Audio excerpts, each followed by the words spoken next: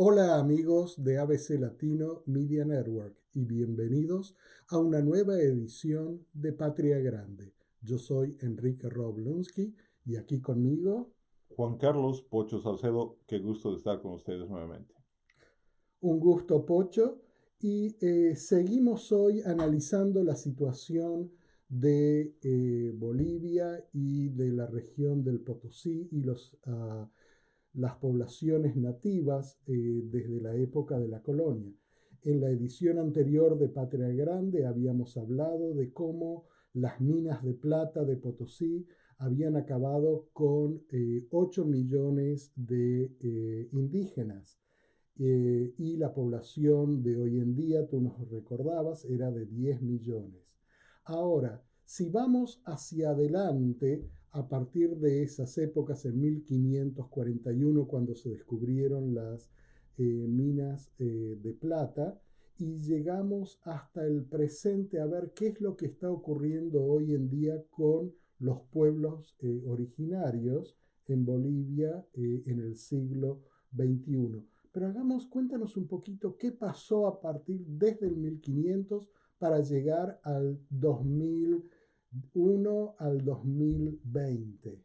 En realidad, Bolivia es uno de los países que ha mantenido una población indígena bastante grande en comparación con otros países en la región.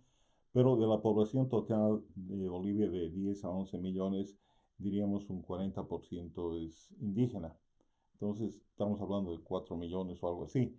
Una combinación de criollos, un mestizaje, en fin, es una combinación muy interesante donde los indígenas, por su presencia en un inicio en el sistema productivo del país, en la extracción de minerales, tuvieron un importante rol porque ellos fueron los que aportaron con la mano de obra y como tú lo dijiste bien, con la sangre misma, porque fue ese proceso de las mitas, fue realmente una forma de genocidio de los pueblos indígenas. Pero yendo en el tiempo, siempre hemos visto nosotros la historia, por lo menos en Latinoamérica, casi desde el punto de vista europeo, ¿no? Y esto está finalmente cambiando porque la historia la están contando y la estamos contando los latinos mismos, no solamente en Sudamérica, pero a través de Latinoamérica, en Centroamérica, en México, etcétera. Se está rescatando muchísimo los valores y la historia misma, pero desde el ángulo nacional, desde el ángulo, en este caso particular, indígena. Y las rebeliones contra los españoles se dieron casi inmediatamente después de que las expediciones españoles llegaron a varias partes, en este caso de Sudamérica, desde el 1531, que los primeros recuentos, pero hubo una muy grande en la zona que estamos hablando, en la parte de los Andes, y era la de Tupac Katari.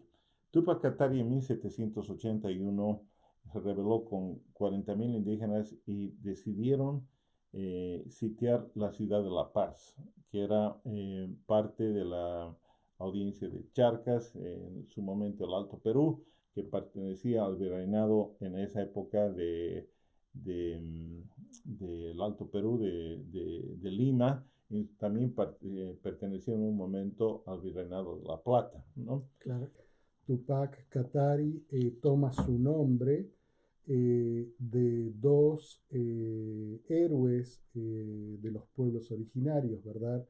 Uno era Tupac Amaru, la figura de la resistencia en lo que era el Alto Perú, en la zona Exacto. del Perú, y el otro era el Katari. ¿Cuál era el nombre de él? No recuerdo, pero Katari él tomó las dos, eran dos líderes indígenas muy icónicos y él representaba a los dos, decía que representaba a los dos Claro. y así lo hizo.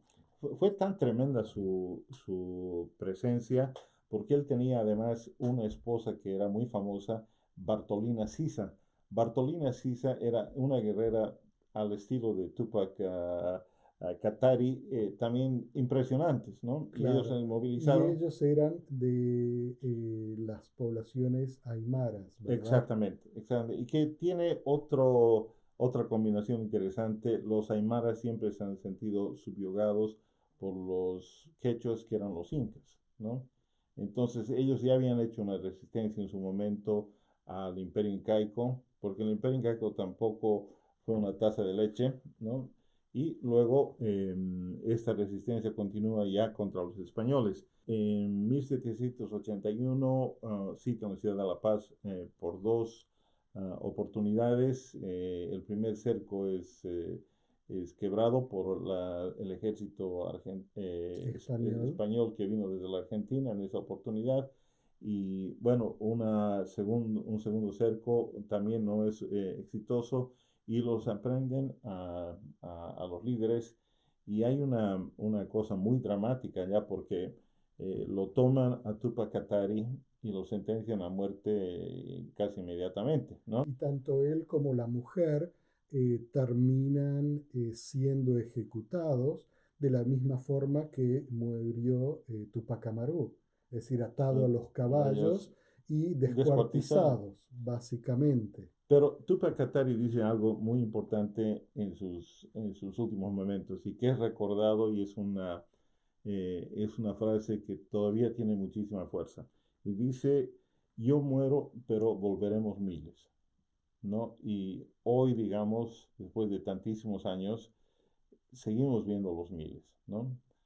Más Claro. aún, el primer satélite boliviano puesto en órbita se llama Tupac Katari, ¿no? Y Qué interesante. esa es la voz de miles, ¿no? Como Decía, reivindicación a las luchas de los pueblos originarios. exactamente. Fíjate qué interesante porque las minas de plata se descubren en el 1500, 1540. La rebelión de Tupac Katari ocurre en 1781, 1781. 1781. Hay unos 250 años de diferencia y de 1781 saltamos otros 200 Tantos años, años. 250 años de diferencia y llegamos a comienzos del siglo XXI, 20. donde nuevamente Existe otra explosión, otra que es realidad la y otra explosión explosión. social de los pueblos No. originarios.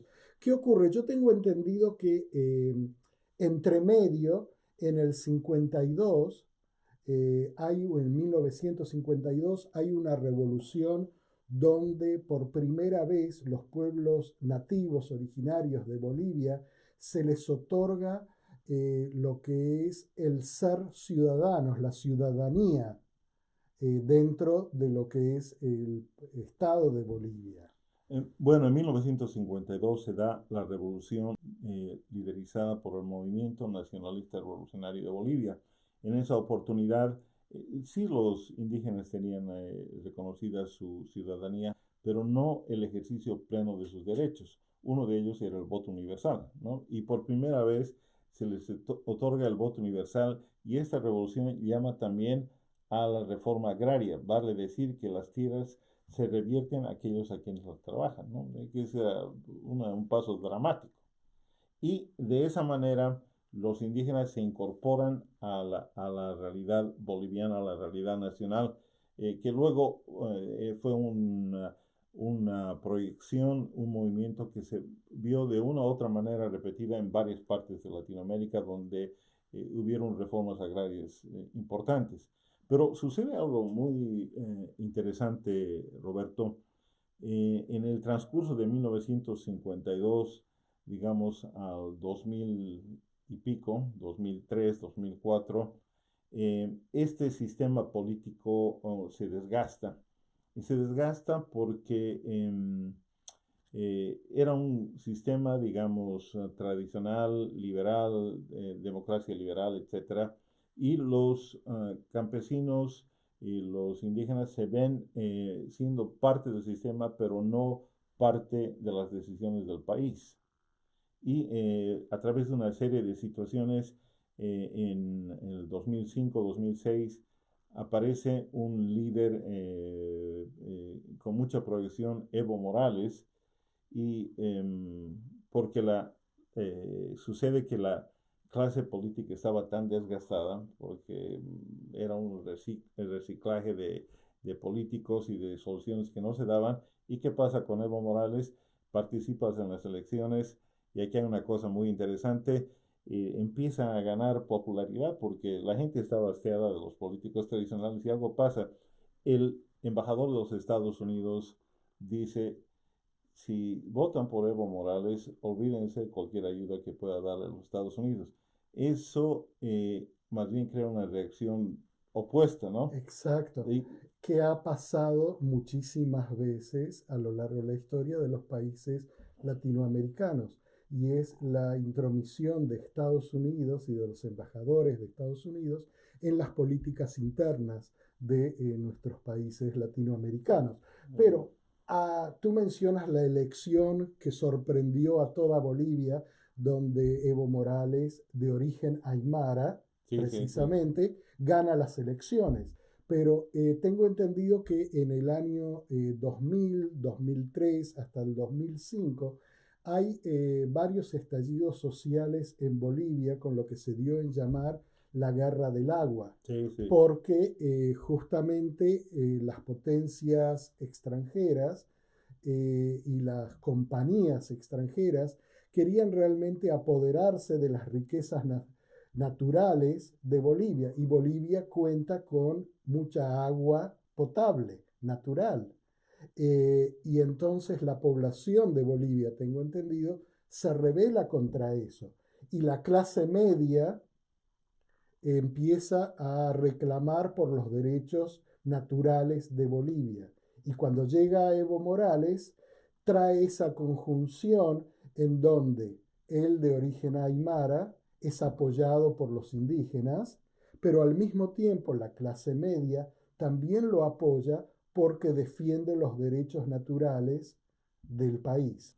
Fue una época que muchos podemos recordar donde este tema de la privatización se dio a gran escala en Latinoamérica, ¿no? Como si fuera la solución por un gobierno que no puede presentar soluciones y entre las empiezan a privatizar la energía eléctrica, agua potable y el agua potable se hace tan cara que nadie la puede pagar y ahí comienza la explosión. Pero aquí viene una cosa interesantísima y creo que es fundamental este tema. Cuando asume Evo Morales como presidente del país con su grupo representativo por primera vez, incorpora gran parte de la población a la vida cotidiana y a las decisiones, dicen, no es necesario y no es importante y no es un paso recomendable que empecemos a tratar de mejorar la situación. Lo que tenemos que hacer es refundar el país, ¿no? Porque todo lo que vamos a hacer y hemos hecho a través de 200 años de vida republicana ha sido parchar el país. Y se crea por primera vez una constitución y se cambia el nombre del país, se llama ahora una república plurinacional porque todos los grupos étnicos están representados. Y eso es el cambio fundamental que se da en Bolivia, es Bolivia se vuelve a reinventar, ¿no? Bueno, Y hay Evo Morales gana las elecciones con el luego 54% con el de 61 los votos, y vuelve a ser reelegido con el el 61% de 61%. los votos, e incorpora en esos primeros dos gobiernos a toda una clase nueva política en el gobierno, en los ministerios, ¿verdad? Exactamente. Una historia dramática si tú vas a los tiempos de Tupac Katari y digamos un corolario hasta ese momento de la gestión de Evo Morales. Quiere decir que nuevamente, siguiendo los dichos de Tupac Katari, volveremos y seremos Miles. miles, y en el siglo XXI esto se plasma y es un resurgir de la cultura nativa de Bolivia. Evidentemente. Y donde accede no solamente a más derechos, sino que también en realidad llegan al poder y comparten el poder con las otras clases de este nuevo Estado plurinacional. Y para terminar solamente, el cambio es palpable en el país. Eh, tú vas a Bolivia y ves personas que han vivido ahí, pero que pensaron por mucho tiempo que el país no era de ellos, se sienten empoderados y han habido cosas muy buenas, otras no tan buenas, pero en líneas generales ha sido un cambio radical para el país. Y con esto terminamos esta edición de ABC Latino, Patria Grande, una producción de ABC Latino Media Network. Y en la próxima edición vamos a estar viendo otros pueblos originarios del sur del continente latinoamericano que fueron exterminados a lo largo del siglo XIX, extintos durante el siglo XX, y hoy en día, en el siglo XXI, hay un renacer de estos pueblos. Hasta la próxima. Un gusto. Gracias.